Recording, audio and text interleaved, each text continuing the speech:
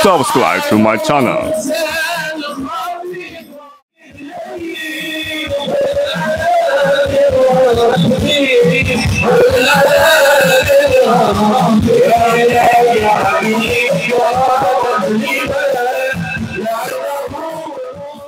Assalamualaikum warahmatullahi wabarakatuh.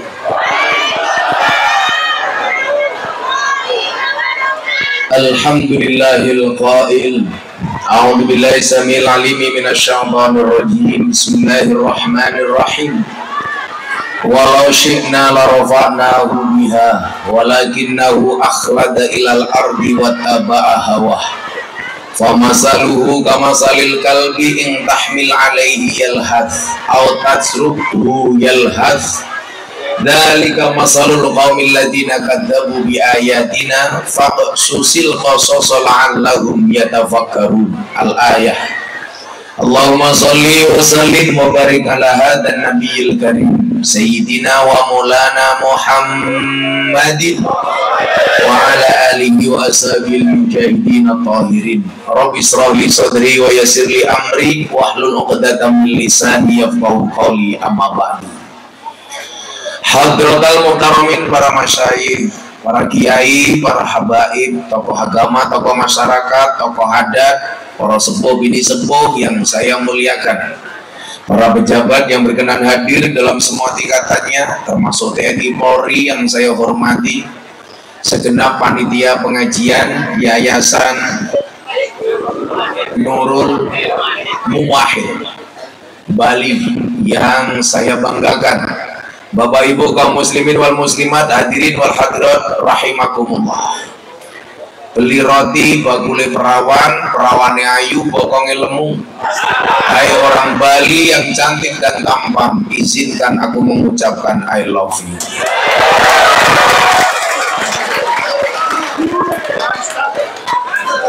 Cinta atau yang kita kenal dengan bahasa mahabbah adalah merupakan bahasa hati.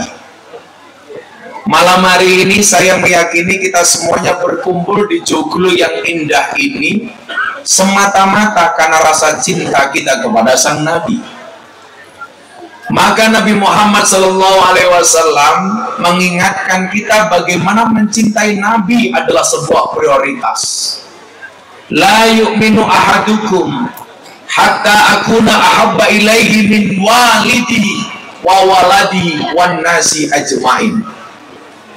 Sekali-kali kamu tidak bisa katakan beriman sehingga mencintai aku Nabi lebih daripada kamu mencintai bapak ibumu, mencintai anak-anakmu, dan mencintai manusia secara keseluruhan. Maka kalau malam hari ini kita hadir karena cinta kepada sang Nabi, disebutkan al-arwah junudum mujannadah, atau dalam bahasa lain yusyarul mar'u ma'aman ahabba. Seseorang itu akan dikumpulkan bersama orang-orang yang dicintainya. Anda datang karena cinta kepada Nabi, wallah, besok di padang mahsyar Anda akan dikumpulkan bersama sang Nabi. Kalau Anda malam hari ini cinta kepada orang soleh, yakin besok di padang mahsyar Anda akan mendapatkan syafaat orang soleh. Kalau Anda datang karena cinta kepada kiai, wallah, besok kita di surga bareng kiai. Bisa nggak dibuktikan orang baik memberikan syafaat? Saya kasih contoh Bapak Ibu. Sebelum Ramadan kemarin saya mendapatkan 3 penghargaan dari Lembaga Prestasi Indonesia dan Dunia dalam 3 kategori. Salah satu kategorinya adalah saya dinobatkan sebagai selebritis yang paling banyak wajahnya dilukis di bokong truk. Sampai saya dapat julukan wali bokong truk. Ada 350 truk bokongnya digambar wajah saya. Yang paling menyedihkan satu, mobil tangki sedot WC. Ada gambarnya Gus Miftah dengan quote yang ada di sana. Apa quote-nya? Bokongmu adalah rezekiku. Singkat cerita, ada orang pedalaman di Kalimantan Selatan. Pengantin muda, istrinya begitu mengidolakan saya. Tiap malam nonton YouTube, sehingga ketika tertidur ngelindur nyebut namanya Gus Miftah. Untungnya orang Kalimantan pedalaman. Coba kalau yang lindur orang Jogja, pasti dikira yang menghamili saya. Singkat cerita, dia matur sama bapaknya, "Bapak, bisa nggak datang ke Jogja? Minta doa dan ucapan atas kehamilan saya." Bermodal uang 300.000, berangkat dari pedalaman Kalimantan ke Banjarmasin. Sampai Banjarmasin uangnya habis. Mau nyebrang ke Semarang nggak punya uang. Kemudian Allah kasih pertolongan. Apa pertolongannya? Dia melihat truk, bokongnya ada gambarnya Gus Miftah. Akhirnya kemudian saya tanya, apa Pak tulisannya? Ada gambarnya Gus Miftah, di situ ada quote-nya. Apa quote-nya? Cukup rokib dan atid yang menilai amalku, cangkemmu ra usah melu. Dulu quote itu saya buat di Masjid Istiqlal ketika perayaan Maulid. Saat itu banyak orang bertanya, apa dalil sahih pelaksanaan perayaan Maulid? Saat itu saya jawab, al-ihtifal lil maulid syarif la yahtaju ila hadisin sahih bal yahtaju ila qalbin sholih.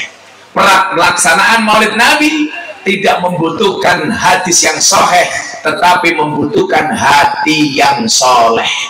Ketika orang mengatakan bid'ah, maka muncul quote itu. Cukup rokib dan atid yang menilai amalku, cangkemmu ra usah melu. Nah, singkat cerita, dia mencari tahu siapa yang membawa truk itu. Ketemu dengan sopirnya. Sopirnya ditanya, "Pak, ini mobilnya siapa?" "Mobil saya." "Kenapa ada gambarnya Gus Miftah?" "Karena saya mengidolakan Gus Miftah."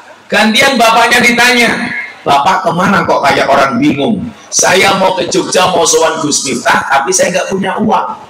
Apa kata sopir truk? "Ya sudah Pak, Anda bersama saya ke Jogja, wong saya mau pulang ke Magelang." Coba Anda bayangkan, hanya bokong truk yang gambarnya Gus Miftah memberikan pertolongan. Apalagi kalau di dalam hatimu tergambar Nabi Muhammad Sallallahu Alaihi Wasallam. Bahasa yang paling sederhana. Kalau hanya bokong truk saja bisa memberikan syafaat, bagaimana dengan cinta kita kepada Nabi? Maka kemudian saya dinobatkan sebagai selebriti yang paling banyak wajahnya dilukis di bokong truk. Kemudian yang kedua, saya dapat penghargaan sebagai dai yang paling konsisten dan istiqomah pengajian di klub malam dan di lokalisasi bersama para PSK. Apakah istiqomah itu berat, Gus? Pasti. Istiqomah itu pasti berat. Kenapa? Karena kalau ringan namanya istirahat. Dan yang ketiga, saya dapat penghargaan apa, Be? Saya dapat penghargaan Muktamar NU di Lampung. Saya lelang belangkon, hasilnya saya sumbangkan untuk Muktamar NU di Lampung. Belangkon saya pakai 10 tahun, harga 90.000, saya jual, saya sumbangkan ke Muktamar NU di Lampung. Anda tahu laku berapa? 900 juta. Belangkonnya saja 900 juta, Pak. Apalagi sarungnya, apalagi isinya.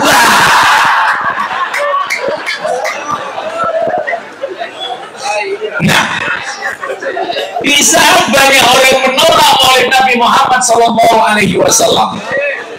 Kita diingatkan bagaimana kemudian Abu Lahab, paman Nabi, ketika hari Senin 12 Rabiul Awal dikabarkan Siti Aminah adiknya melahirkan seorang bayi yang mulia, tahadus bin nikmah.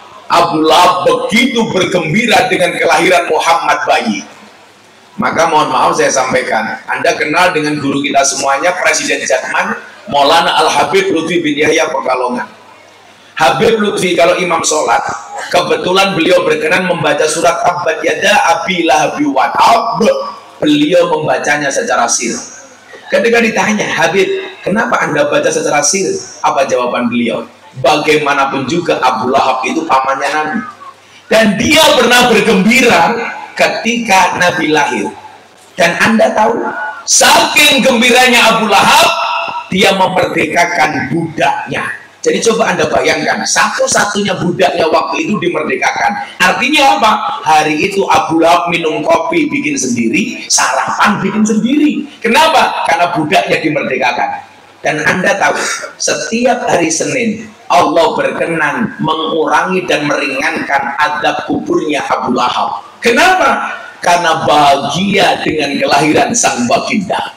Maka kalau hari ini ada orang Islam mengingkari Maulid, berarti sama halnya dia mengingkari hari kelahiran Nabi. Kalau kemudian dia mengingkari hari kelahiran Nabi, berarti dia mengingkari apa yang menjadi keinginan Allah. Tentunya orang seperti itu lebih hina dibandingkan Abu Lahab.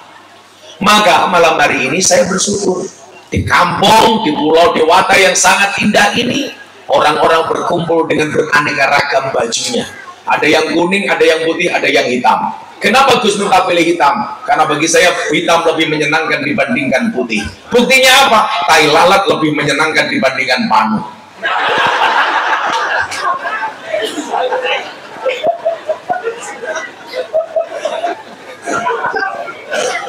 Kenapa hitam lebih menyenangkan dibandingkan putih? Buktinya jelas, kain kafan putih menakutkan, kain kiswah pembungkus Ka'bah hitam tapi menyenangkan. Begitu Bapak. Tapi saya pesan satu Ji, perutnya jangan besar-besar. Karena ada penelitian di rumah sakit di Jakarta, cowok yang perutnya besar biasanya burungnya kecil.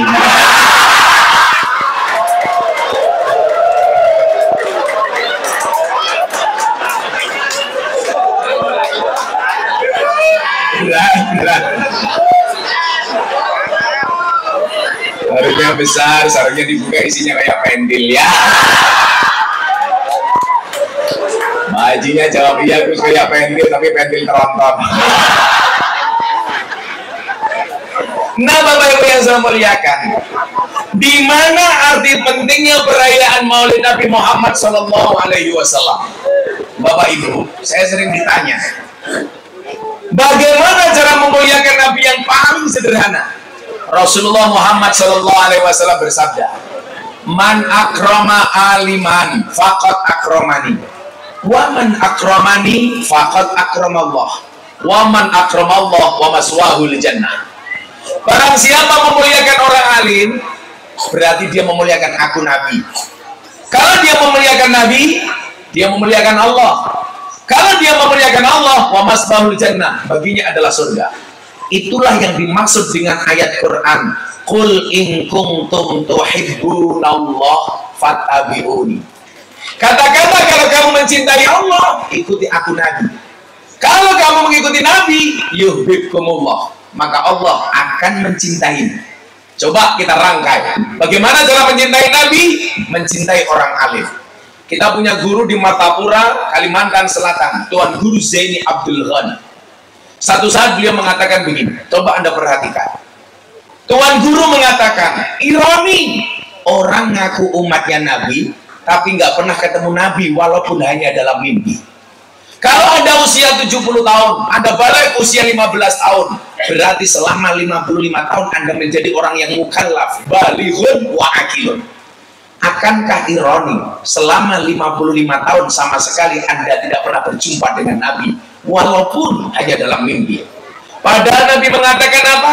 Man ro'ani fil manami fasayarani fil yaqdo. Anda melihat aku dalam mimpi, yakin itu seolah-olah kamu melihatku di alam yang nyata. Artinya apa? Kalau Anda mimpi ketemu Nabi, wallah itulah Nabi. Kenapa? Karena setan tidak bisa mentasyabuhkan dirinya seperti Nabi Muhammad. Kalau Anda mimpi ketemu MC kita malam hari ini, bisa jadi gerandong. Tapi pecinya NU, saya doakan masuk surga. Pecinya. Orangnya nanti dulu lah. Ini saya yakin saya besok masuk surga dikawal oleh Banser. Amin. Karena Banser itu tugasnya survei lokasi. Jadi sebelum Kiai masuk surga, surganya disurvei oleh Banser. Surganya siap, Kiainya masuk, Bansernya keluar lagi. Maka kemudian Tuan Guru mengatakan begini. Ini kan Maulid Nabi kita ngerasani Kanjeng Nabi. Tuan Guru mengatakan begini, kalian itu aneh. usia sekian puluh tahun, mengaku umatnya Nabi dengan mengucapkan asyhadu alla ilaha illallah wa asyhadu anna Muhammadar Rasulullah. Saya bersaksi bahwa bahwa Nabi Muhammad adalah utusan Allah. Dan saya bersyukur, Pak. Saya orang yang tidak alim, mungkin saya goblok, tetapi alhamdulillah per hari ini ada 230 orang yang mu'alaf melalui Bismillah. 230 orang. Termasuk dari Corbuzier, termasuk DJ dari Thailand yang dulu saya kenal di Bose Bali. Kalau dulu dia perform hanya kotangan dan sempakan, no? Kebetulan saya pakai kacamata hitam sehingga saya melotot, mata saya tidak kelihatan. Namanya DJ Katy Butterfly. Dulu kalau DJ, Pak, ya Allah, cuman sempakan. Tapi luar biasanya apa? Setiap pulang subuh dia mendengar adzan, rasanya hatinya nyaman. Orang yang buka-bukaan auratnya telanjang, dengar adzan nyaman. Coba kita umat Islam, dengar adzan malah susah. Duhur sedang bekerja, Allahu Akbar, Allahu Akbar. Apa jawaban Anda? Adzan kesangewang itu. Kok geding aku? Dengar adzan kok susah gitu. Sekarang ibu-ibu juga begitu, dengar adzan malah nyanyi. Begitu sulit. Lupakan mereka.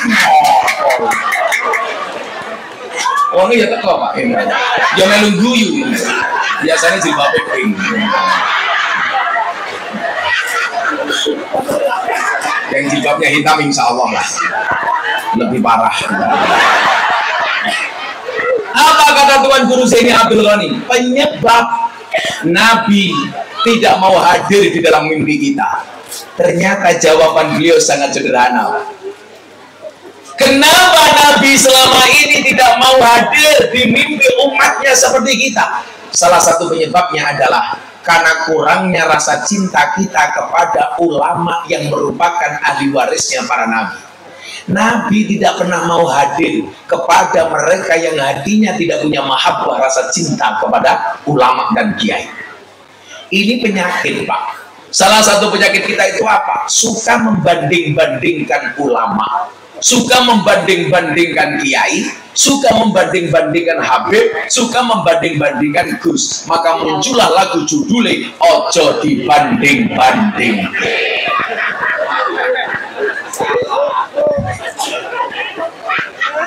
Ini persoalan, Pak. Falikul syai'in maziyah. Semua orang itu punya kelebihan masing-masing. Kalau bahasa saya apa? Falikul syai'in pak-pakun. Semua orang punya pak-pak masing-masing. Kenapa selalu saja kita bandingkan? Anda boleh mengidolakan seorang kiai tanpa harus menghinakan kiai lainnya. Contoh, saya selalu di media disebut saya bermusuhan dengan Habib Rizik. Anda salah. Saya berbeda pendapat dengan Habib Rizik, tetapi saya punya konsep yang termaktub di dalam kitab Ta'limul Muta'alim. Al-hurmatu khairum minat ta'ah. Hormat itu harus lebih didahulukan dibandingkan ta'at. Artinya apa? Selaku duriyahnya Nabi, wajib mutlak kita untuk menghormati para habib, walaupun kita tidak harus mentaatinya. Kenapa? Selama kemudian kita berbeda pendapat, sah-sah saja, tetapi jangan pernah tinggalkan rasa hormat kepada duriyahnya para nabi. Betul? Cintailah duriyahnya Nabi karena nasabnya, bukan karena nasibnya. Kalau nasab tidak bisa ditawar-tawar, bahwa ada duriyah Nabi, ada darah Nabi yang mengalir pada dalam diri para habaib. Tapi kalau kemudian soal apakah kita mengikuti apa tidak, kita boleh tidak taat, kita berbeda pendapat. Saya mungkin banyak berseberangan pendapat katakanlah dengan Nabi Rizik, tapi wallah, demi Allah, demi Rasulullah, selaku duriyahnya Nabi, wajib bagi saya untuk menghormatinya. Kenapa? Ahlu Baitul Mustafa Tuhuri, mereka orang-orang suci. Ini siapa yang bilang? Nabi. Kalau kemudian Anda menghinakan habaib, Anda salah. Apalagi kalau Anda ngaku orang NU. Bukankah kita diajarkan untuk tasamuh, menghormati orang lain? Lucunya apa kita jadi orang Islam? Kita punya tetangga Hindu, kita bisa hormat. Kita punya tetangga Katolik, kita bisa hormat. Kita punya tetangga Kristen, kita bisa hormat. Tetapi kenapa kita perbedaan pendapat sesama Islam kita harus bermusuhan? Ini salah. Saya menyatakan di hadapan Deddy Corbuzier, ketika Deddy Corbuzier dihajar habis-habisan gara-gara podcast tentang LGBT. Semua orang minta postingan LGBT di take down, dihapus. Deddy tidak bergeming. Akhirnya saya datang sebagai seorang sahabat. Saya sampaikan kepada Deddy, sahabat itu siapa mas? Ibnu Athaillah jawab, la tashab man la yunhiduka haluhu wa la yadulluka 'alallahi maqaluhu. Janganlah bersahabat dengan orang yang tindakan-tindakannya tidak membuat kamu rajin dan perkataannya tidak membuat kamu mengingat kepada Allah. Maka ketika Deddy dihajar, saya datang sebagai seorang sahabat. Saya bilang sama Deddy, seorang sahabat yang bisa memahami air matamu lebih baik daripada 1000 orang yang hanya bisa melihat canda dan tawamu. Maka saya bilang, persahabatan itu seperti mata dan tangan. Mata menangis, tangan mengusap, tangan terluka, mata menangis. Saya nasihati Deddy Corbuzier. Hei botak, kamu saya nasihati. Kan memang botak pak. Karena Deddy Corbuzier itu orang yang mampu menumbuhkan motivasi untuk orang lain, tetapi tidak mampu menumbuhkan rambutnya sendiri. Kenapa mikir pak? Perutnya besar pak.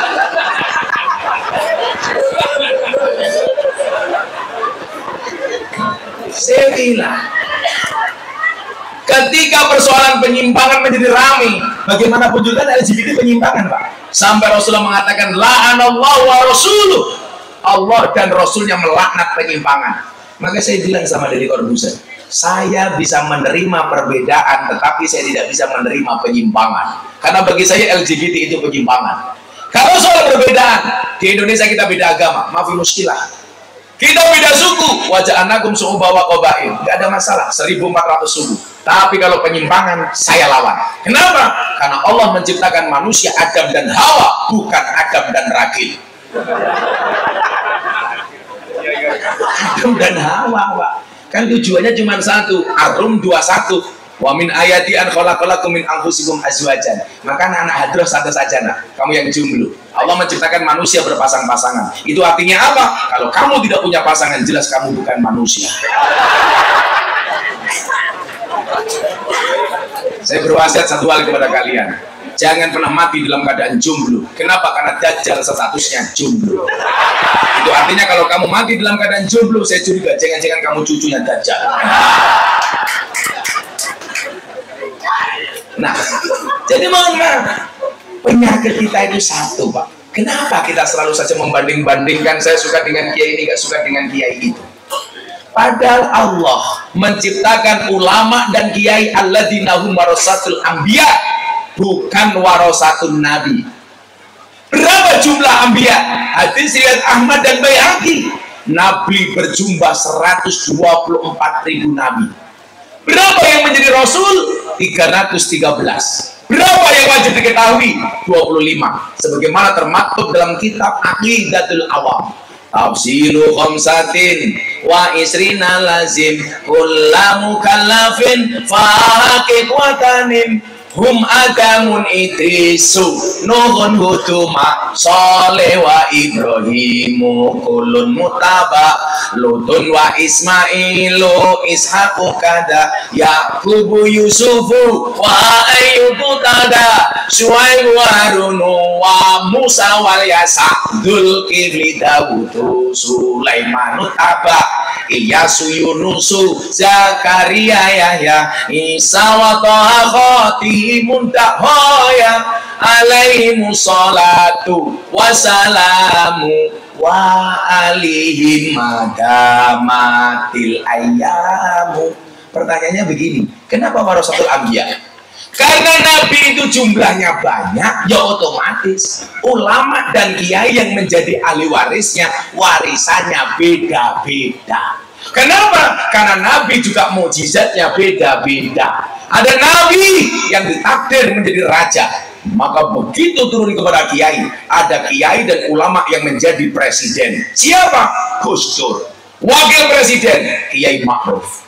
Ada nabi yang ditakdir kaya. Siapa? Sulaiman. Begitu ulama, ada ulama dan kiai yang ditakdir kaya. Contoh Kiai Asep Mojokerto, ketua pergunung, kaya, sebulan penghasilannya puluhan miliar. Ada nabi yang ditakdir gagah, Musa. Begitu turun Gus Maksum, pendekar pagar Musa, gagah. Ada nabi yang ditakdir alim. Siapa? Nabi Idris, Nabi Khidir. Begitu turun, ada kiai yang alim, Kiai Said, Gus Bahak, Gus Koyum. Ada nabi yang ditakdir miskin, siapa? Isa. Begitu turun, kiainya Nurul Muwahhid, umpamanya miskin.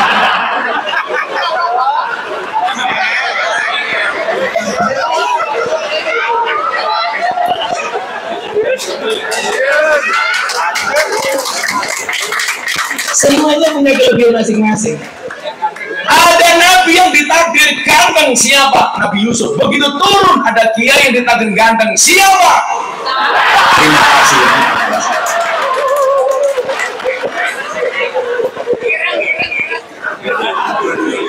Dan Anda nggak bisa membandingkan, Pak. Kenapa Musa seperti itu? Kenapa Yusuf seperti itu? Nabi saja dengan mazhab masing-masing. Makanya kenapa kemudian saya mengusulkan, Pak, harusnya kiai itu pede, mampu mendeklarkan dirinya ahli apa, Pak. Contoh dokter. Dokter itu kan keren, berani mendeklar dia spesialisasi apa, Bu. Oh, ini ada dokter namanya Dokter Budi, spesialis THT, telinga, hidung.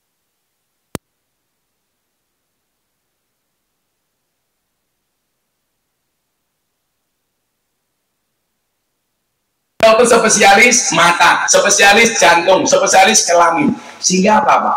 Pasien sakitnya apa tinggal nunggu, tinggal menuju kepada siapa. Seharusnya kiai juga berani mendeklar dong, Anda spesialisnya apa. Sehingga apa? Umat ketika mengundang kiai pengajian tahu yang diundang karena apanya. Oh, saya pengen ngundang kiai tasawuf, ahli tasawuf, Kiai Said Abdul Syirah. Saya pengen pengajian belajar Al-Quran, ahli Quran, Gus Bah. Ahli kitab kuning, Gus Koyum. Ahli maksiat, Gus Miftah.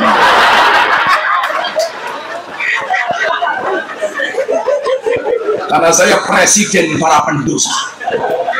Saya di Doli, Pak, mantan lokalisasi Doli itu ngasih julukan saya presiden para pendosa. Yang paling heboh kemarin saya dapat kiriman mbak-mbak pemandu karaoke dari Kalimantan, di atas dadanya ditato Gus Miftah. Saya nggak percaya, Pak. Akhirnya mbaknya video call saya angkat, ternyata beneran di atas dadanya ada tulisan Gus Miftah. Saya bilang, Dek, kamu salah. Kenapa, Gus? Harusnya tatonya ke bawah dikit.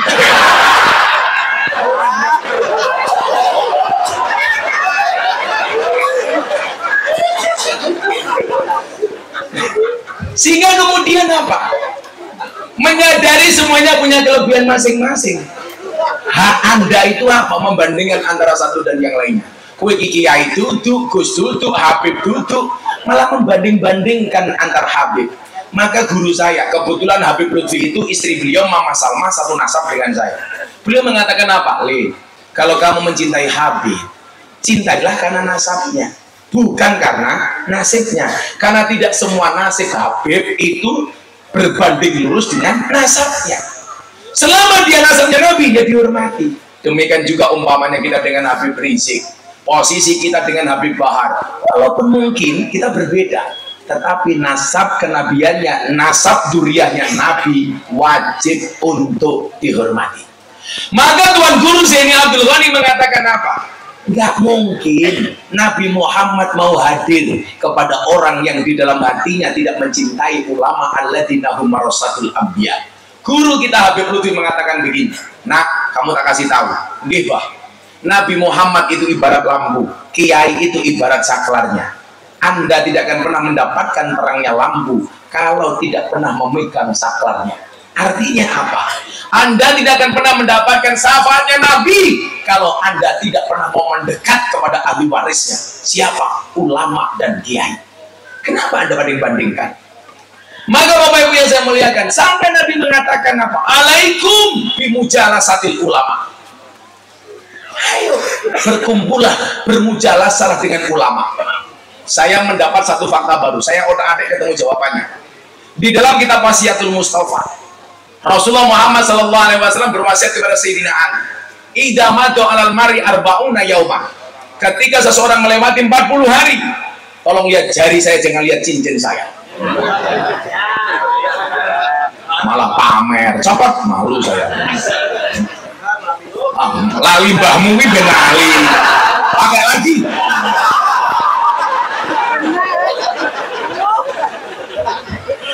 pengajian sangune ra jelas kelangan cincin lagi.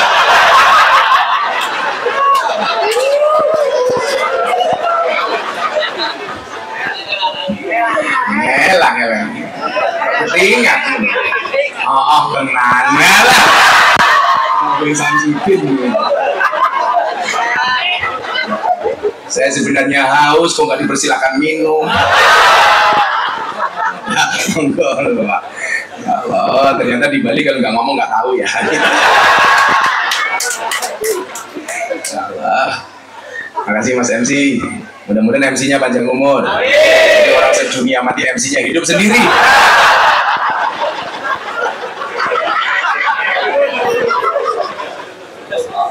Nah, bener ngomong apa lagi mau? Cincin bambu wasiatul Mustafa Pak cincin. Jadi wasiatul Mustafa itu kitab tipis wasiatnya Nabi Muhammad kepada Sayyidina Ali.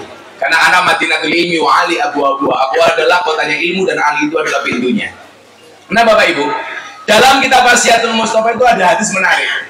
Idza madha 'alal mar'i arba'una yauman. Ketika seseorang melewati 40 hari, walam yujalisul ulama, kemudian dia belum bermujalasah dengan ulama. Apa yang terjadi? Qasat qalbuhu wa jasara 'alal kabair. Hatinya menjadi keras dan dia berpotensi melakukan dosa-dosa besar. Berarti apa? Nggak boleh lebih dari 40 hari sama sekali kita tidak ketemu dengan kiai, tidak bermajelis ilmu dan lain sebagainya. Hebatnya mbah-mbah kita di Jawa dulu apa-apa. Kalau bikin pengajian rutinan, biasanya selapanan. Selapanan itu berapa hari Pak? 35 hari. Coba mbah kita dulu pas kita kayak ngomong. Jadi kenapa mbah-mbah kita bikin pengajian selapanan? Karena mbah-mbah kita berusaha bagaimana sebelum 40 hari kita sudah hadir di majelis ilmu. Kenapa? Alaikum bimujalasatil ulama wastima'i kalamil hukama. Dengarkan mereka fatwa-fatwanya. Kenapa? Fa innallaha yuhyil qalba al-mayyit binuril hikmah kama yuhyil ardu al-mayyit bima'il matori. Karena Allah akan menghidupkan hati yang mati dengan cahaya ilmu para ulama, sebagaimana Allah menghidupkan bumi yang mati dengan air hujan. Jadi hati iso urip mergo pengajian, padha karo bumi mati iso urip mergo banyu udan. Makanya ini Pak, man akroma aliman faqad akromani. Sampai dikatakan an-nadru ila wajil alim bahwa ibadah, memandang wajahnya orang alim itu ibadah. Maka pengajian harus di depan kiai, bukan di belakang kiai.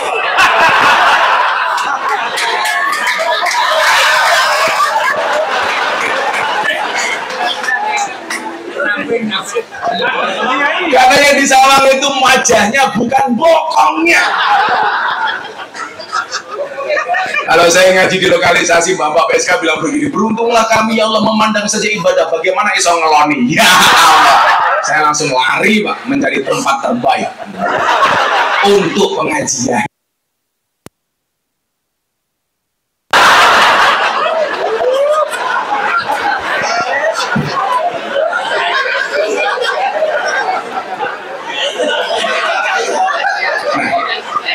Hal-hal apa saja yang harus kita contoh? Apakah benar ketika orang mengatakan kita harus sama persis dengan Nabi? Ini sering saya guyu dewi.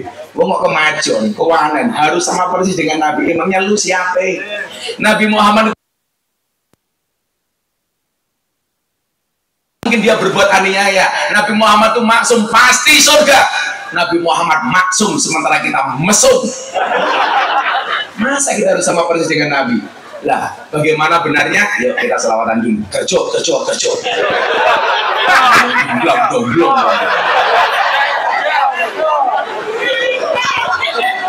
Ya, selawatan yuk. Saya mau selawatan NKRI, tapi sekiranya Jawa Tinggi, lagunya Jawa Tinggi. Kebetulan Jawa Tinggi ini yang membuat lagunya ini santri saya, Cak Percil.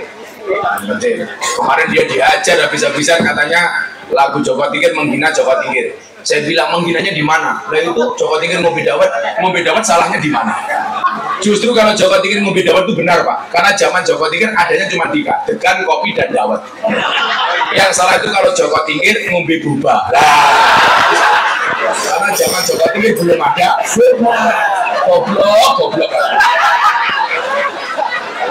Joko Tingkir ngombe arak Bali lah, salah. Itu menghina Joko Tingkir. Gara-gara lagu Joko Tingkir justru orang tahu Joko Tingkir itu siapa. Muridnya Kanjeng Sunan Kalijogo diangkat menjadi raja di Tanah Pajang, bergelar Sultan Hadiwijaya. Gara-gara lagu Joko Tingkir malah semua orang akhirnya tahu siapa Joko Tingkir. Kayak ngono kok menghina. Kalau minum dawet dianggap terhina, Anda bisa akan dituntut oleh bakul dawet.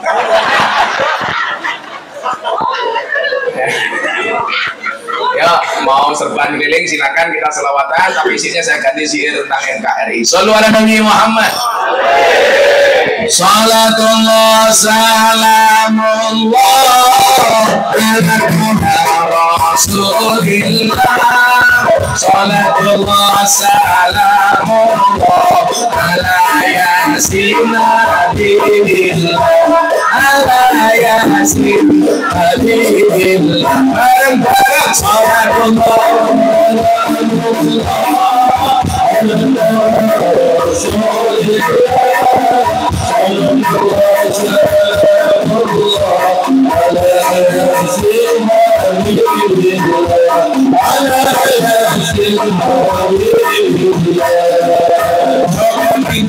minumnya kopi di tanah Bali. Ayo berpikir tentang negeri ini, kalau bukan kita siapa lagi? Kalau bukan kita siapa lagi? Salatullah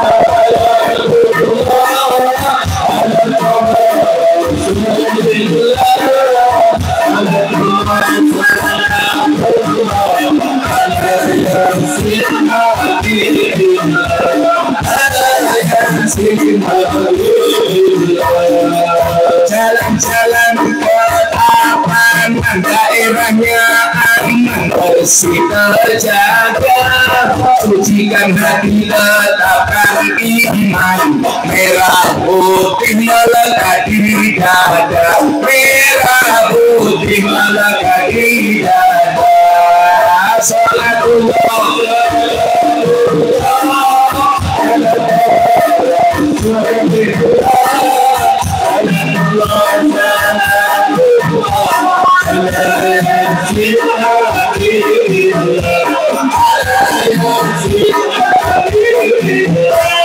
sungguh indahnya Pulau Dewata, orangnya ramah luar biasa, kemerdekaan berkarya kuasa, pengorbanan pahlawan bangsa, pengorbanan pahlawan bangsa. Salatullah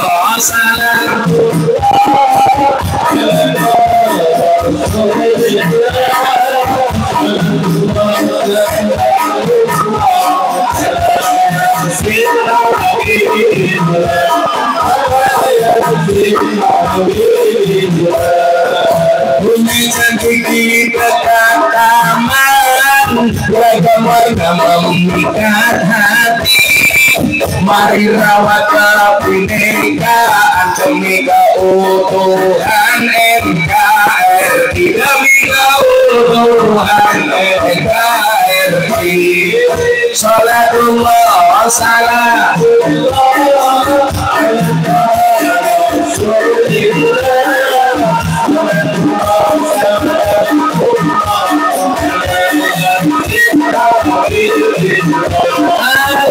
Yasin Habibillah. Al-Masana Bismillah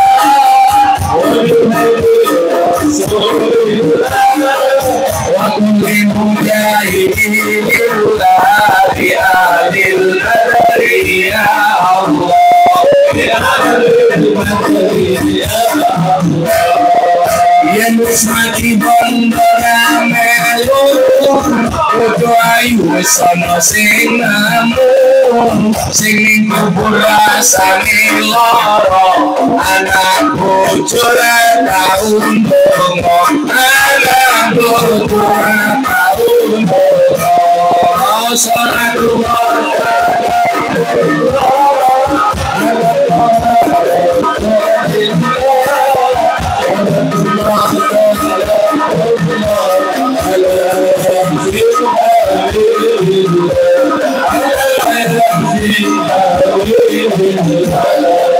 bocah cilik dimulang ngaji sesuk dadi kiai urip pisan maca mokolanan ayo segem derek pengajian ayo segem derek pengajian salatullah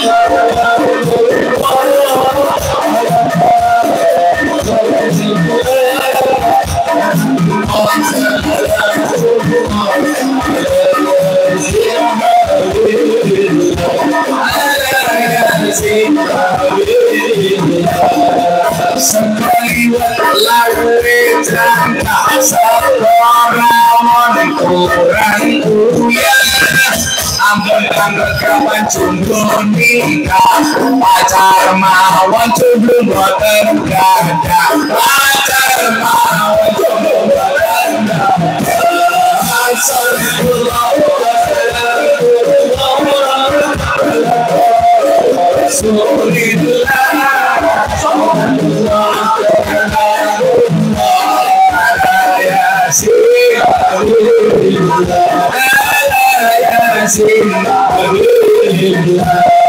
Kolam di sawahan pusing kali ayu nongko digawe lemari terus minta gagalan sakal ngaji oke rondo sing jaluk dirapi oke rondo sing jaluk dirapi salatullah salatullah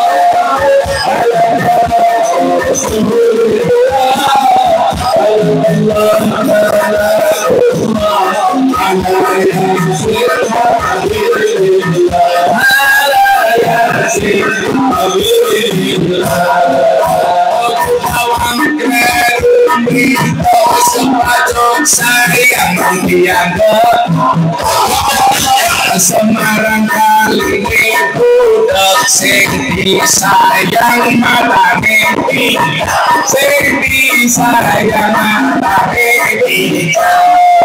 salatullah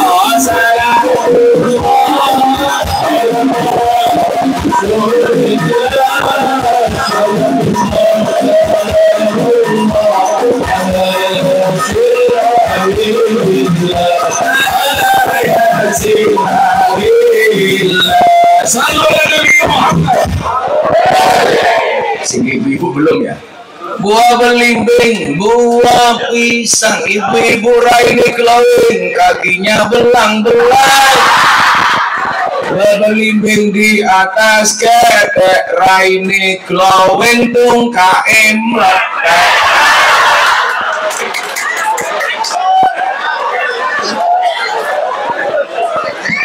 tapi raine ayu-ayu sikile ya Allah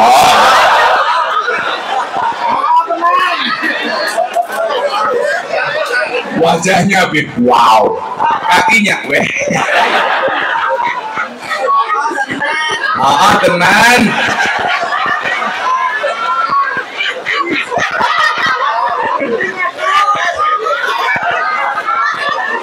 tapi sepakat saya Bu bahwa wajah itu harus dirawat bukan diedit betul makanya pas saya nasihat pernikahan si Lesti Kejora itu datanya begini terus ada nggak kriteria suami jahat? Oh ada.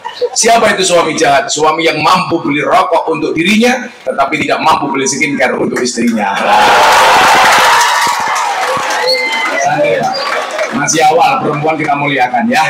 Nanti malam kita bantai. Perempuan itu dia. Kalau perempuan itu karakternya satu. Kalau disakiti nggak pernah lupa, kalau menyakiti nggak pernah ingat. Itulah perempuan. Makanya saya nggak suka dengan laki-laki. Pengalaman. Alah tangan dari nih. Sak gua gagah kiai sak pinter-pinter iki tak bojone goblok dadak. Wong itu menungso model opo. Lah polisi lho. Lah ning dalan gua lek ora wong. Ning omah ketemu bojone. Wong itu dilawan. Tapi nggak apa-apa. Kalau Anda punya istri galak, insya Allah besok di akhirat siksa.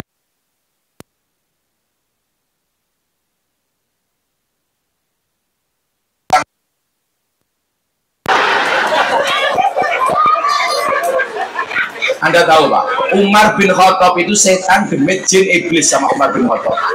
Sampai sebuah riwayat mengatakan kalau Anda punya rumah banyak uang, supaya tuyul tidak masuk, tuliskan di pintu rumah Anda Umar Al-Faruq, setan gak berani masuk. Umar sama setan sama Umar takut, tapi Umar juga kalah sama istrinya. Itu artinya apa? Kalau Anda kalah sama istri, jangan-jangan istrimu keturunannya setan.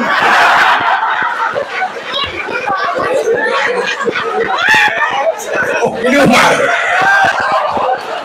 Dan Umar itu Pak, dia nggak jadi walinya Allah gara-gara takut sama istri Pak, karena kalah sama istri. Makanya bapak-bapak di Bali kalau kalah sama istri, istrinya galak, insya Allah dua kemungkinan. Kemungkinan pertama, Anda akan dekat menjadi walinya Allah, amin. Atau kemungkinan kedua, min alamatil satrok.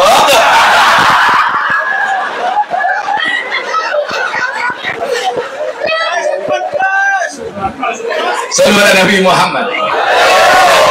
Kembali ke pertanyaan tadi, Gus, bagaimana kemudian hari ini pendapat yang mengatakan kita harus sama persis dengan Nabi? Apa pandangan Gus Miftah? Wallah, Anda gak akan bisa. Coba, kalau semuanya harus sama dengan Nabi. Laqad kana lakum fi Rasulillahi uswatun hasanah. Tugas kiai itu saya ingatkan, kiai itu tugasnya tidak untuk dicontoh, tapi ngajak umat untuk mencontoh Kanjeng Nabi. Kalau kiai sih mau contoh apa nih? Apalagi kamu mau contoh saya ngaji di lokalisasi, kamu nggak akan kuat bergusur, nggak kuat.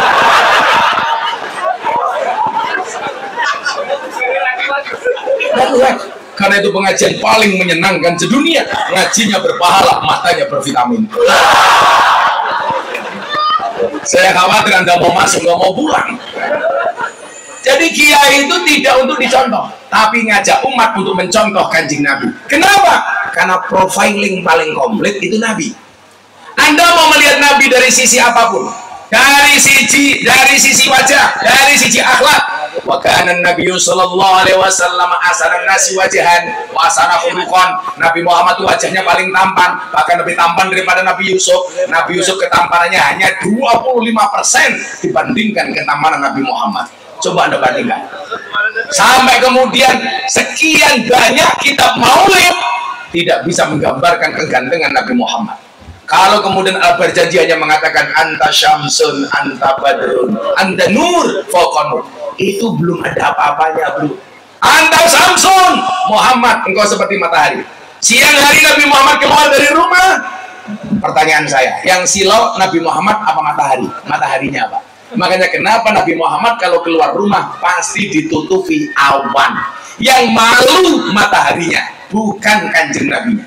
Nabi Muhammad tidak punya bayangan. Kenapa? Allah tidak rela bayangan Nabi Muhammad diinjak-injak oleh makhluk lainnya. Anta badrun, Muhammad, engkau seperti bulan purnama. Kenapa? Malam hari gelap gulita, Kanjeng Nabi keluar dari rumahnya otomatis terang benderang. Tidak hanya itu, Bu. Nabi Muhammad dalam kandungan Siti Aminah, perut Siti Aminah munawwaroh, bercahaya. Coba ibu-ibu Bali ketika hamil, perutnya munawwaroh tidak, tapi pede, peteng deder.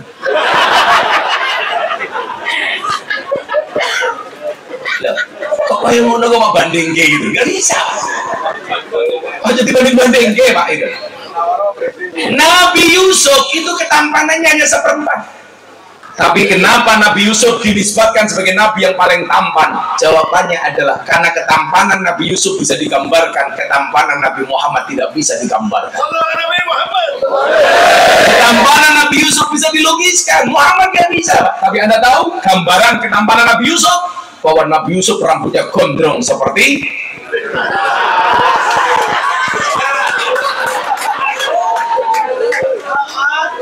persoalannya Nabi Yusuf gak beranggonan Pak.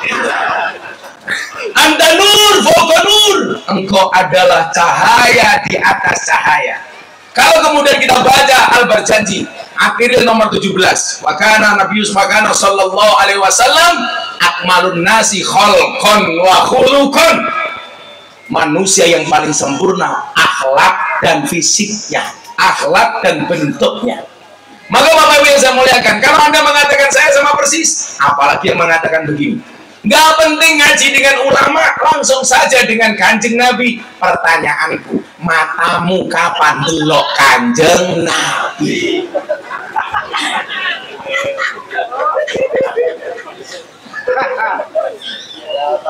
Loh, sekarang orang kok gaya banget. Saatnya kita kembali kepada Al-Quran, saatnya kita kembali kepada Al-Hadis. Kamu juga lupa, tafsir itu buatan ulama, bukan buatan Nabi. Kalau kamu belajar langsung kepada Nabi, ya mudah semua.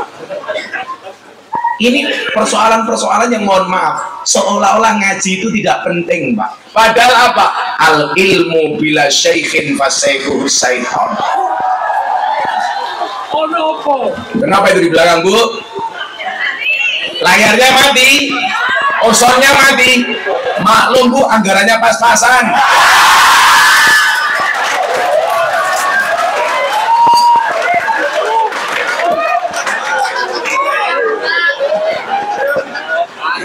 Jadi ketua panitia ini diancuk.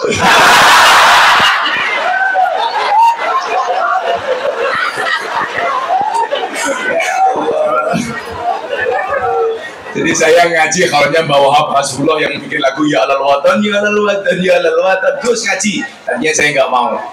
Akhirnya saya ngaji yang datang Presiden Jokowi, Gubernur Jawa Timur, Ketua Umum PBNU, Kiai Ketua PBNU Jawa Timur, dan Kiai-Kiai Mas Haye semuanya hadir. Karena ngaji di hadapan Presiden, Pak, 40 menit sama sekali saya tidak misuk sekalipun. Selesai ngaji, saya didatangi sama pengasuh Pondok Tambak Beras Kiai Hasim. Gus, kulo gelo kali jenengan. Lah napa Kiai? Ngaji 40 menit kok belas ora misuk.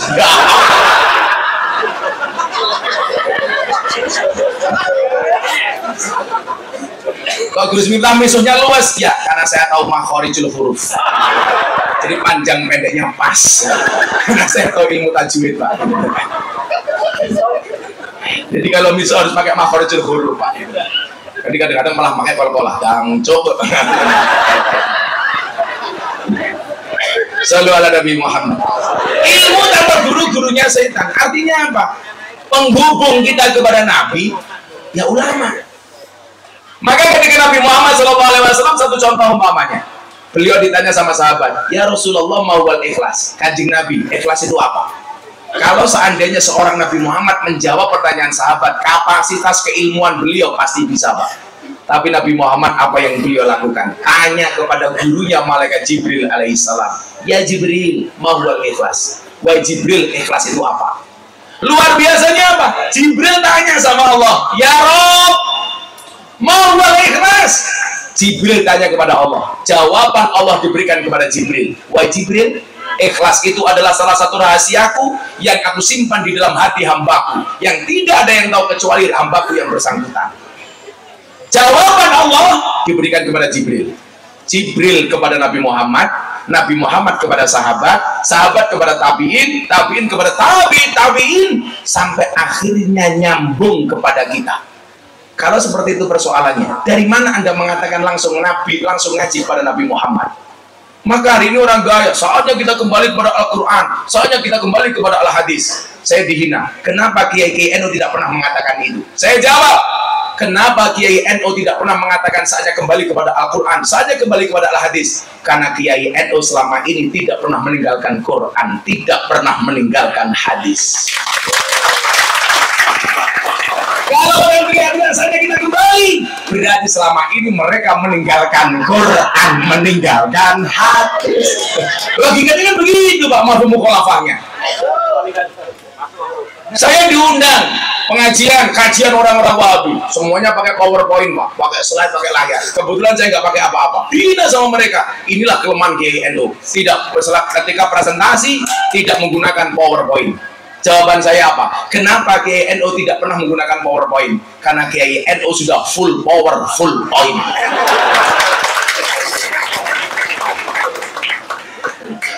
Kenapa kamu menggunakan PowerPoint? Karena kamu merasa tidak punya power, tidak punya point. Makanya pola beragama kita itu asik, Pak. Ketika saya ditanya, Gus, kenapa pengajiannya dibuat ceria? Saya punya guru besar yang saya kagumi, namanya Imam Abu Hasan As-Sadili yang punya Sadiliyah. Beliau mengatakan apa? Kalau kamu berguru, gurumu nggak bisa membuat tersenyum, tinggalkan. Guru gaweannya merengut. Betul ya? Tinggalkan. Coba kita lihat. Ketika Nabi Musa mengalami kebuntuan, tidak diturunkan hujan oleh Allah selama bertahun-tahun. Akhirnya apa? Ada dua syarat yang Allah berikan kepada Musa supaya Allah menurunkan air hujan. Yang pertama, jadilah umat yang rukun. Yang kedua kata Allah, wahai Musa, carilah wali Allah yang namanya Barah. Ketika Nabi Musa bertanya, Tuhan, aku nabi, kenapa aku harus minta doa kepada walimu? Apa jawaban Allah? Innahu yudhikuni fil yaumi salasa marrat. Karena Barah sehari bisa membuat aku tersenyum 3 kali. Jadi mohon maaf Pak, ternyata Allah bisa diajak guyon bro. Bilang guyon. Makanya kadang-kadang kita doa itu nggak usah terlalu serius. Kayak kamu jomblo, doanya santai saja bro. Ya Allah, jika dia jodohku jadikan dia istriku ya Allah. Namun bila dia bukan jodohku, mau dicek lagi ya Allah.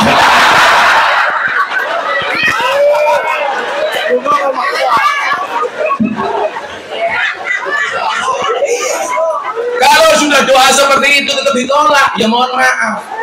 Kamu pakai quote-nya Gus Miftah, jika surat Yusufku tidak mampu meluluhkan hatimu, izinkan kulantunkan surat Yasin sebagai penutup kisah hidup.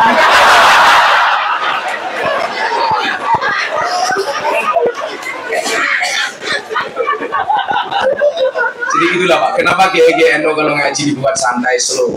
Kalau saya bilang begini, Allah kan mengatakan dalam Al-Quran, la takhaf wa la tahzan, jangan takut, jangan sedih. Berarti apa? Bahagia itu hukumnya wajib, asalkan tidak bermaksiat. Kalau hanya dengan pengajian seperti ini Anda sudah bahagia, pulang keluargamu istimewa. Makanya ibu-ibu kalau suaminya tidak bisa membuat bahagia di rumah, kamu nanti pulang bisikan kalimat di telinganya, Mas, ini sebenarnya rumah tangga apa rumah duka?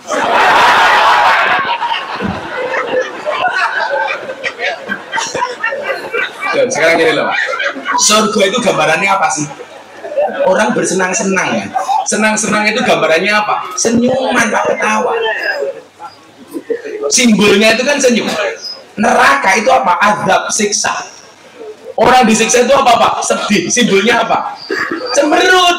Saya mau tanya sama Bapak, istrimu di rumah banyak senyumnya apa banyak cemberutnya? Banyak cemberut. Berarti rumah tanggamu kayak neraka lah. Kalau rumah tangga itu pasti rumit Bu, karena kalau sederhana namanya rumah makan.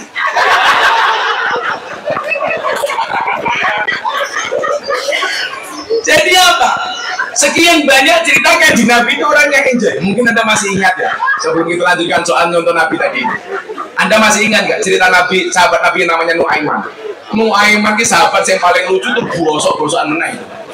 Dia sukanya minum, tapi hebatnya apa? Nuaiman itu mau minum hanya ketika di hadapan Nabi, supaya langsung dihukum.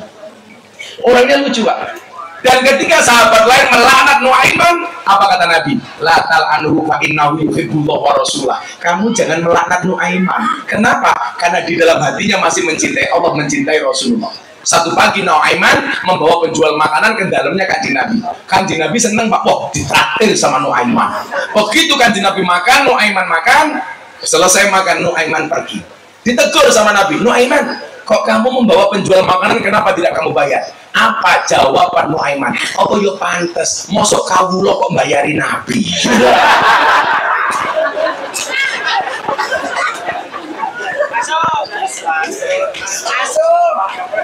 Itu Nuaiman Pak. Sehingga kemudian apa? Bagaimana kemudian agama ini kita desain itu asik. Saya itu merindukan zaman Gus Dur. Zaman Gus Dur itu orang berbeda agama, orang berbeda suku, santai Pak. Kenapa? Karena dekat. Karena saling kenal. Nah hari ini mohon maaf ngomong agama dikit-dikit apa Pak? Penistaan. Kayak hari ini saya dilaporkan ke Polres Jakarta Selatan oleh lawyer Persatuan Dukun. Katanya pelanggaran KUHP penistaan dukun. Cie.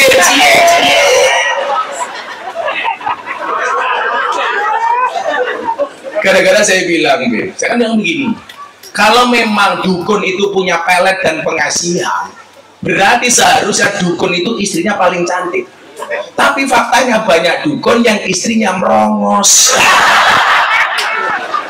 Gara-gara saya ngomong begitu, katanya penistaan, penghinaan kepada dukun. Ada polisi di sini, saya mau tanya.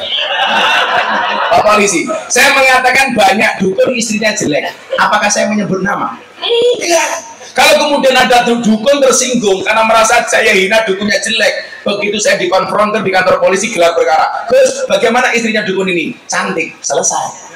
Karena cantik itu relatif, filter itu alternatif.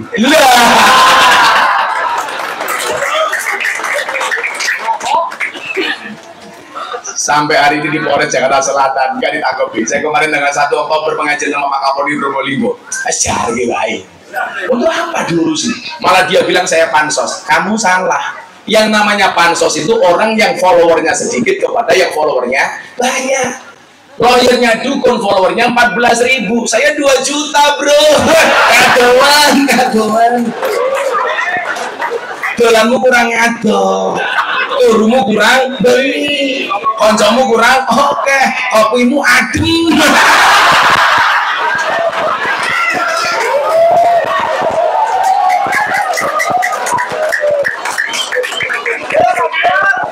Shallallahu ala Nabi Muhammad. Makanya apa? Coba kita lihat, benar nggak kita harus sama dengan Nabi?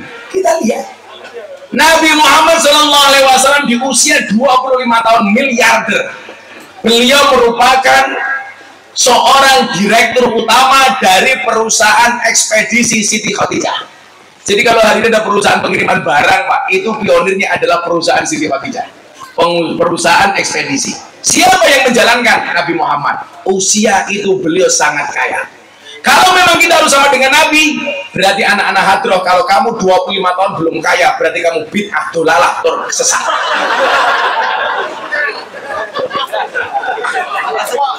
Ayo, 1, 2. Nabi Muhammad menikah di usia 25 tahun. Kalian orang Bali, orang Muslim, 27 tahun belum menikah, berarti selama 2 tahun hidupmu bid'ah dolalah. Wa kullu muhdatsatin bid'ah. Modar ya.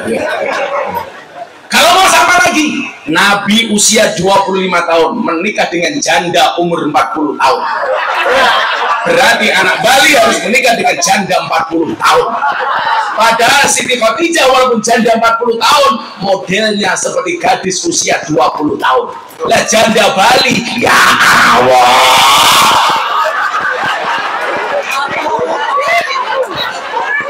Ibu-ibunya janda 40 tahun, yo STN ke setengah tua nih kewer-kewer. Gak bisa nggak sama dengan Nabi. Dari mana?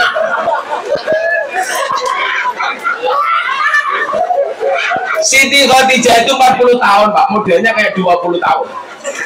Alisnya buntut kalau jengking. Yang lucu kemarin saya di Surabaya ngaji, suaminya orang Madura. Alisnya kayak celurit, Pak.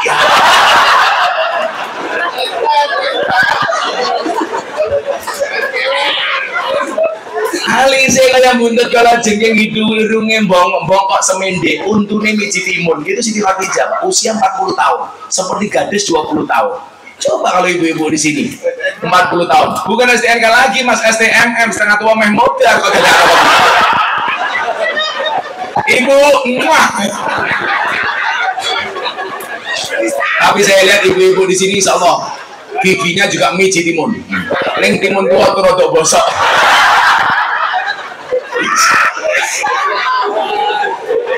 Jadi terlalu jauh. Yang kita contoh seharusnya apa? Perilaku yang menggambarkan kesederhanaan Nabi. Contoh yang tadi siang saya sampaikan di Masjid Sanur.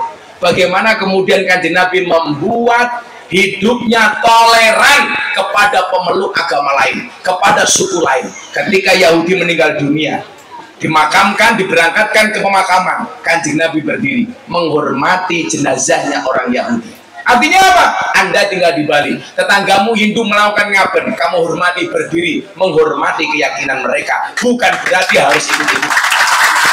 Itu akhirnya Nabi. Jangan mencaci.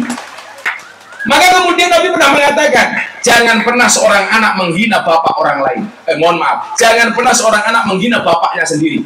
Para sahabat bertanya, emangnya ada Nabi anak menghina bapaknya sendiri? Ada. Siapa? Seorang anak yang menghina bapak orang lain, maka anak orang lain berpotensi menghina bapaknya sendiri.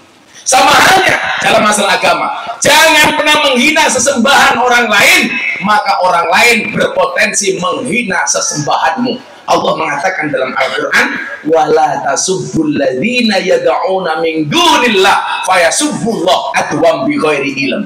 Jadi kalau kamu pengen Islam tidak dihina, jangan pernah menghina agama lain. Ini clear Pak, inilah Indonesia. Nah, kalau kita melihat posisi Nabi, petakan dalam 4 hal menurut kitab tafsir Al-Misbah Profesor Dr. Quraisy Shihab. Anda lihat, Nabi Muhammad sebagai orang Arab, Nabi Muhammad sebagai manusia biasa, Nabi Muhammad sebagai Nabi dan Rasul, dan Nabi Muhammad yang berkaitan dengan ibadah murni. Coba kita lihat. Nabi Muhammad sebagai orang Arab, kebiasaan orang Arab pakai jubah.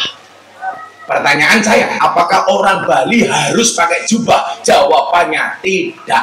Boleh pakai, boleh tidak. Coba Anda bayangkan, mohon maaf, Anda jawab. Perintah nutup aurat itu budaya apa agama? Agama. Cara menutup aurat itu budaya apa agama? Saya mau tanya, songkok hitam yang Anda pakai itu songkok nasional apa songkok Islam? Songkok nasional. Berarti orang Hindu boleh nggak pakai songkok? Boleh. Boleh nggak saya pakai ikat kayak orang Bali? Boleh. Kenapa saya nggak pakai hari ini? Nggak dikasih sama panitia. Saya itu kalau ngaji di Riau pakai ala Riau, di Dayak pakai ala Dayak, kadang-kadang di Bali pakai ala Bali, di Madura pakai Madura. Tapi ketika saya ngaji di Manowari saya dikasih koteka, saya nggak berani pakai. Saya bilang sama sahabat saya, ini hadiahnya keren koteka, tapi please saya jangan disuruh pakai. Kenapa? Nanti janda pingsan. Yolah gede, nah cilik kan aku malu.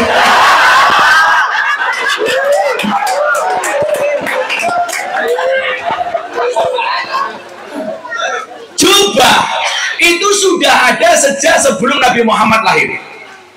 Makanya ulama berbeda pendapat. Ada yang mengatakan jubah itu sunnah, ada yang mengatakan budaya. Dikategorikan budaya karena jubah ala orang Arab sudah ada sejak sebelum Nabi Muhammad lahir. Kenapa kemudian menjadi sunnah? Karena begitu Nabi Muhammad lahir, beliau melestarikan tinggalan mbahnya dengan menggunakan jubah. Maka dalam sudut itu, Anda pakai jubah boleh, enggak juga tidak apa-apa. Maka begitu masuk Indonesia, boleh pakai batik kayak bapaknya, boleh pakai baju. Namanya baju apa Mas? Muslim. Dari mana Anda mengatakan baju Muslim? Ini baju koko Mas. Berarti baju Cina bukan baju Muslim. Kan koko gitu. Nah, ini yang berapa pakai baju koko ya ini. Orang Cina kayak sahabat saya ini apa-apa bisa Pak, yang nggak bisa cuma satu, melek.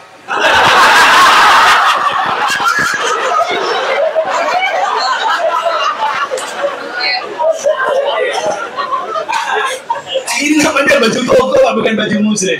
Coba kalau baju Muslim, namanya bukan koko Pak, gos-gos Pak. Begitu masuk sini, boleh pakai jaket kayak ABPT, Mabes Polri. Nah, kayak nyilih dengan dia nih.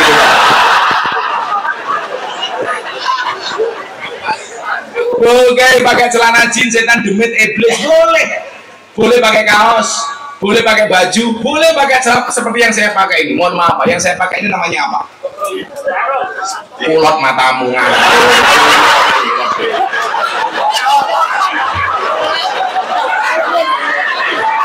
Ini namanya tok rongkatok sarung. Lawang Anda orang Bali pekerjaannya golek degan menek wit klopo kok nganggo jubah. Oh gluluke nambah loro.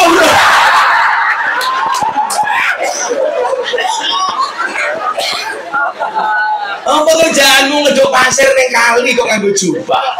Yo little bonser, silti gatel kelebon pasir. Ditempatkan, makanya namanya adil itu apa Pak pengertiannya? Wada'u syai'in fi mahalli, meletakkan segala sesuatu pada tempatnya. Wong narik becak kok nganggo jubah, narik rem ya iso salah. Becaknya rem yang ning iso sadel, nganggo jubah ra mandek-mandek.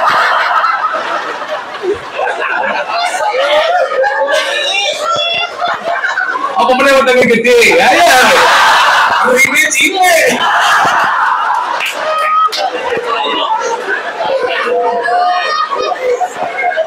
Gitu. Saya kaget Pak, kemarin saya di Madinah haji. Kebetulan kan saya kemarin haji dapat undangan kerajaan. Saya bingung ketika masuk ke rumah makan Mat'am Musin, rumah makan Cina di Madinah. Banyak cewek Madinah yang tidak berjilbab. Ketika saya tanya, kenapa Mbak? Karena pemerintah kami mencabut kewajiban bagi perempuan untuk berjilbab. Sehingga fashion mereka hari ini mengikuti siapa? Berkiblat kepada Amerika. Coba Anda bayangkan, orang Arab kiblatnya hari ini nyontoh Amerika. Amerika sekarang belajar menggunakan blangkon dan beskap seperti orang Indonesia, tapi orang Indonesia sekarang berkiblatnya ke Arab. Ini wis kewalik-walik. Orang Indonesia menyontoh Arab, Arab nyontoh Amerika, Amerika nyontoh Indonesia. Iki jadi sing goblok iki sapa gitu. Jangankan cadar, jilbab mereka banyak dicopot karena Muhammad bin Salman mencabut kewajiban perempuan menggunakan jilbab. Kalau saya oke, jilbab kita pertahankan kalau Anda muslim tutup aurat. Tapi mohon maaf, umpamanya kayak cadar. Jangan kemudian saya jalan-jalan ke mall dibilang sama orang, kiai bojone kiai ora cadaran. Lah, raine bojo-bojoku dhewe. Kok ngopo sing cerewet cangkemmu? Kamu pakai cadar silakan, istriku nggak pakai cadar karena saya punya keyakinan perempuan itu auratnya seluruh anggota tubuh kecuali muka dan dua telapak tangan. Jangan-jangan bojomu nganggo cadar mergo merongos. Ayo.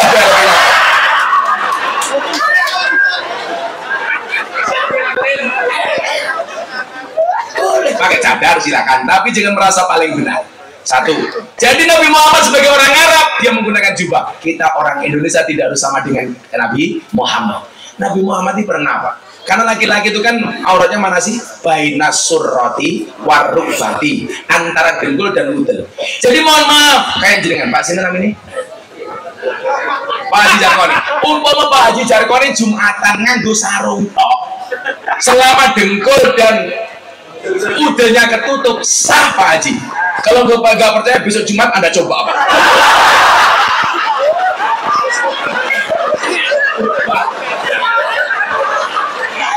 Khotbah sarungan, kok orang yang baju langsung jamaah mikir kayak Haji Jarkoni ketemu Gus Mbah langsung enter ya lah. Tapi ingat, Islam tidak hanya mengenal etika tapi estetika. Maka dikatakan innallah jamilun wa yuhibbul jamal. Allah itu indah dan mencintai keindahan. Tapi kalau ngomong sah-sah, Kanjeng Nabi pernah pakai sarung cuma dilihatin ke lehernya saja. Seolah-olah Nabi Muhammad mengatakan apa? Bahwa syariat itu tidak menyusahkan, tapi memudahkan. Satu, yang kedua, Nabi Muhammad sebagai orang biasa, ana basyarum mislukum. Nabi Muhammad juga punya hobi. Hobi itu apa Pak? Kelangnan. Apa salah satu hobinya Nabi? Beliau paling hobi makan daging kambing. Daging kambing yang Nabi makan, kaki depan bagian kanan. Ketika diperiksa sama medis, kaki depan bagian kanan yang paling rendah kolesterol. Nah, apakah kita harus sama dengan Nabi makan daging kambing? Enggak. Kowe stroke ngeyel mangan daging kambing, bablas tak ada. Jadi ya, sunnah Rasul stroke ya modal apa kayak gitu. Makanya kenapa dalam hal fikih, kenapa fikih itu fleksibel? Contoh hukum rokok. Muhammadiyah mengharamkan, NU memakruhkan. Tapi bagi orang NU, rokok bisa menjadi haram. Kapan? Ketika dirokok oleh orang yang punya penyakit jantung. Ketika ibu-ibu hamil, maka menjadi haram. Tapi selama tidak, makruh. Muhammadiyah haram. Gara-gara itulah saya mengatakan orang NU masuk surganya lebih dahulu dibandingkan Muhammadiyah. Kenapa? Karena imannya orang NU lebih kuat. Kenapa Muhammadiyah mengharamkan rokok? Karena Muhammadiyah takut dengan peringatan pemerintah rokok itu membunuhmu. Sementara orang NU nggak percaya yang membunuh bukan rokok, tapi malaikat Israel alaihissalam.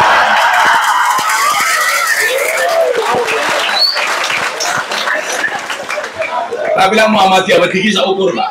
Karena peringatan pemerintah rokok itu membunuhmu, bukan membunuhmu.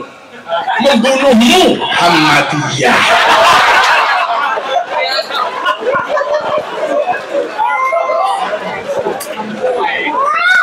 Saya NU ngerokok yang di dalil loh. Ini amatul udud ba'da dahal.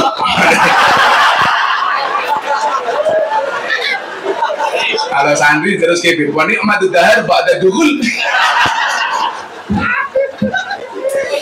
Saya itu alhamdulillah Bapak Ibu, saya orang NU tapi nggak pernah merokok dari kecil. Bapak saya perokok berat. Sampai satu ketika saya takut, bapak saya pulang, saya bawakan buku bahaya merokok. Langsung alhamdulillah, bapak saya berhenti membaca.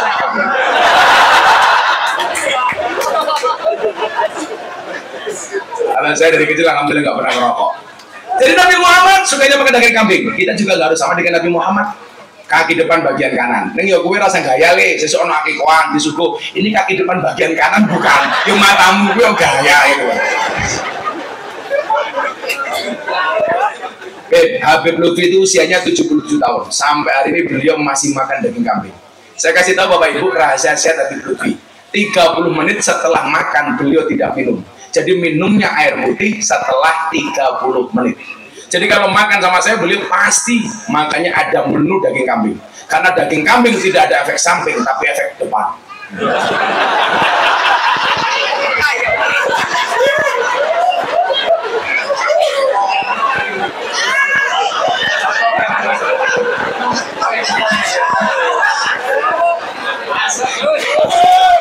Orang yang makan daging kambing itu penyakitnya cuma satu Pak, penyakit mamah.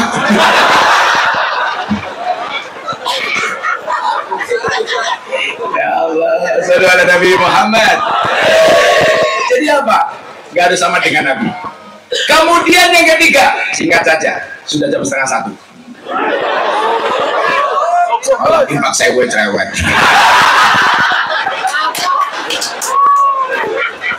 Ya Allah. Sebagai Nabi dan Rasul, Nabi Muhammad punya khususiyah. Salah satu khususianya apa umpamanya? Nabi Muhammad tidak boleh menerima zakat. Awake dhewe boleh zakat. Makanya kalau ngaturi Habib ya, Anda jangan bilang zakat. Jangan bilang zakat. Karena Duriyah Bani Hasyim nggak boleh. Bahasanya bukan zakat. Tapi kalau hadiah boleh. Rasa cinta mahabbah boleh. Tapi ini zakat nggak boleh. Karena Bani Hasyim. Bani Hasyim nggak boleh menerima zakat. Kemudian khususiah yang lain. Anda kalau tidur bangun wajib wudu. Nabi Muhammad tidak. Kenapa? Karena Nabi Muhammad yang tidur hanya mata zahirnya, mata batinnya tidak tidur. Kalau Nabi Muhammad tidur, ya sudah begitu bentuknya. Dari awal sampai bangun begini. Coba kalau MC, kalau mau tidur tangannya di mana, bangun tidur tangannya di mana. Mau tidur tangannya di kepala atas, bangun tidur di kepala. Ini tidak. Apa lagi?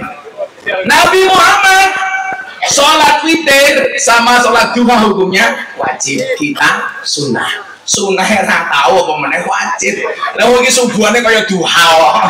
Subuhan jam 7. Usul ini tambahi usul li fardhu subhi kawanan lillahi ta'ala.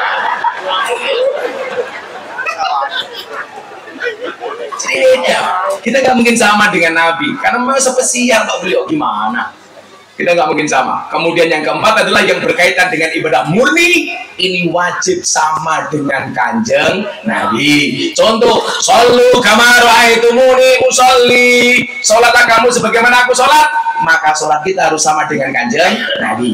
Makanya dulu di Malang ada kiai, ada Gus yang pengen merubah sholat dengan menggunakan dua bahasa. Masih ingat Pak? Dulu di Malang ada Gus, namanya siapa itu? Itu pengen membuat sholat dua bahasa. Jadi sholat dengan kearifan lokal. Kalau Anda orang Bali, sholat pakai bahasa Arab, usolinya kemudian diterjemahkan dengan bahasa Bali. Jadi begitu, assalamualaikum warahmatullahi, assalamualaikum warahmatullahi tambahin matur suksma. Nah itu nggak boleh, karena tidak diajarkan Nabi. Nabi Muhammad sholatnya pakai bahasa Arab dengan cara seperti itu. Udah dicontoh. Masa ditambah Allahu Akbar. Orang Jakarta, Allah Maha Besar. Allahu Akbar. Orang Surabaya, Allah gede banget. Allahu Akbar. Orang Tegal, Allah gede banget kayak gue.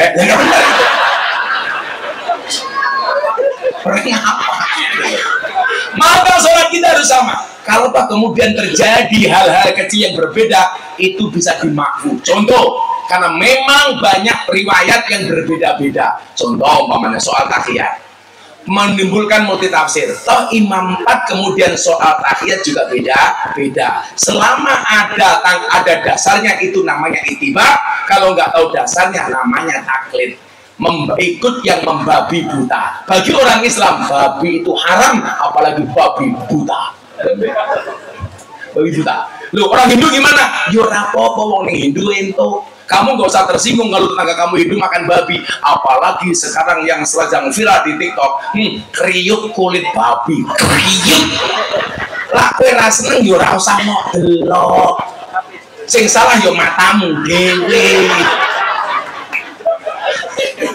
Masa orang masak rendang dari babi kok dipermasalahkan? Rendang itu kan jenis masakan. Yang mau dimasak jadi rendang, mau dimasak dari kambing, ya boleh. Sapi, boleh. Babi, boleh. Ewel, boleh. Makanya saya ngomong, sejak kapan rendang punya agama? Diajar sama orang-orang dalam. Miftah goblok. Oh, aku goblok, tapi payu. Lah, gue pinter apa payu goblok.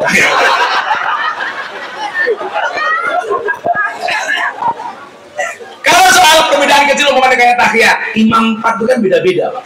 Imam Asy-Syafi'i asyhadu alla ilaha illallah sampai rampung fil alamina innaka hamidum majid. Imam Syafi'i. Kalau Imam Hanafi bagaimana, Pak? Asyhadu alla ilaha illallah. La nafi Allah isbat. Cuman berdiri sekali tok. Asyhadu alla ilaha illallah. Jangan bilang impoten, tak ajar. Kemudian hambali, setiap ketemu kalimat Allah tangannya bergerak. At-tahiyatul mubarakatuh, shalawatut thayyibatulillah.